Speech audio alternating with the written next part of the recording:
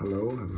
My name is Jeffrey Holmes, and today I will be discussing briefly the different types of team, what a team is, and the different types of team and organizations, and also some examples of teams that were in the Bible. So, a team is a collection of people who regularly interact to pursue common goals, not to be confused with a group. A group is just a gathering of people, whereas a team comes together to achieve a common goal. Okay, so they interact and communicate with one another to achieve those goals. Now, teamwork is a process of people actively working together interdependently and sometimes independently to accomplish common goals. So, a team is united by a common goal, and their interaction and communication and collaboration is vital to doing that. Okay, so there are different types of teams. The first one we talk about is a cross-functional team. A cross-functional, they cross over, although they have different functions. They cross over to help each other.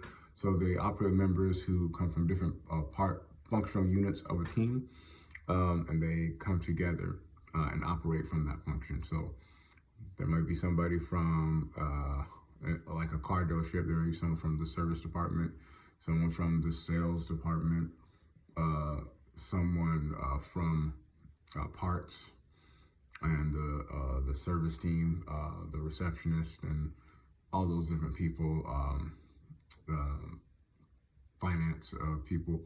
They all work together for a common goal. Okay, and that's really to satisfy the customer for the selling and maintenance of the vehicle. Okay, that's just an example I had off the top of my head. Uh, Teams share and improve ideas to problem solve with one another. So, and these cross-functional teams are some of the advantages. They can get things done faster, and they use their creativity and knowledge to share with one another. They all can learn from one another through their different expertises. So cross-functional teams are helpful in that way in working together to get things done. But sometimes without good communication, there can be issues with sharing information, with collaborating. Sometimes people get stuck in their own silos, if you will, their own teams, and they cease to be a team, an overall team, and instead of being kind of like limited to their respective functional units. Okay. So then there's something like a problem-solving team, and they solve problems and make improvements in an organization. So they may solve issue that may be happening in the organization. So they come together.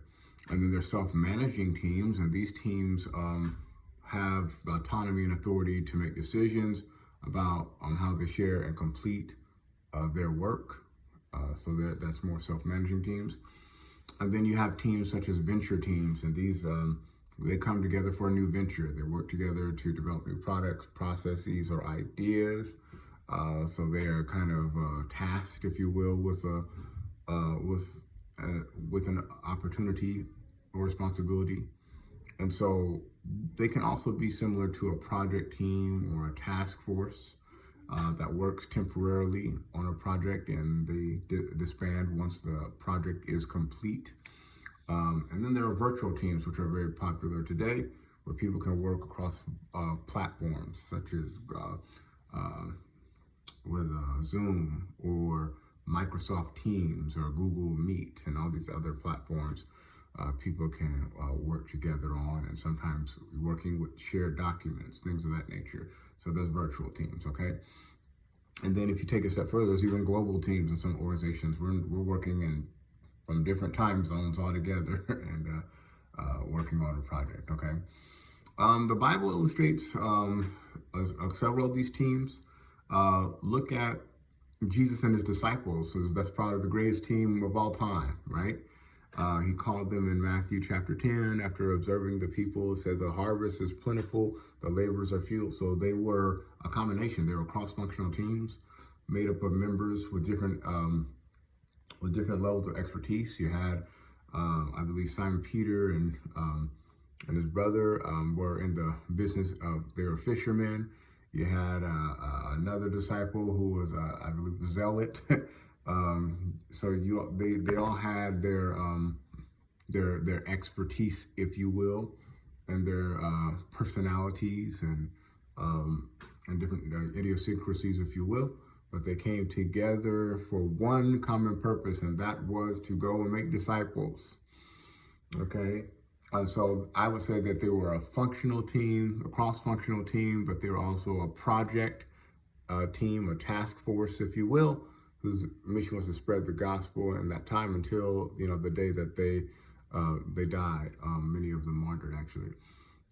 And then you have a team like same thing in Exodus. Jethro, Moses' father-in-law, had to have him anoint elders and people who could help him lead the people. So I would say that they were cross-functional and project task teams as well. And whereas the disciples, they got to a point where they were self-managed, where Jesus sent them out without them. Said, "Go. I want you to." And he taught them what to do, and how to minister and how to preach the gospel and what to take, what not to take. So they graduated to a self-managing team, and then ultimately became the 12 apostles in the book of Acts. And so you could say there's a service team, like in Acts chapter 6, when you had I believe they appointed deacons in the place to serve the needs of those who are being overlooked. And they were a problem-solving team, I would say, as well, because there was a problem. There were certain people that were getting preferential treatment, and so they had to make sure that the needs of the people, not the practical needs, were being met, so that the disciples and the apostles can focus on preaching of the word and prayer, as it said.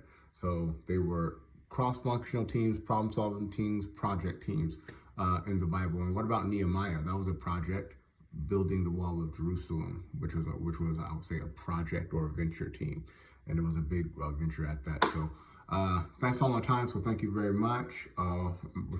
Thank you for listening to my discussion on teams.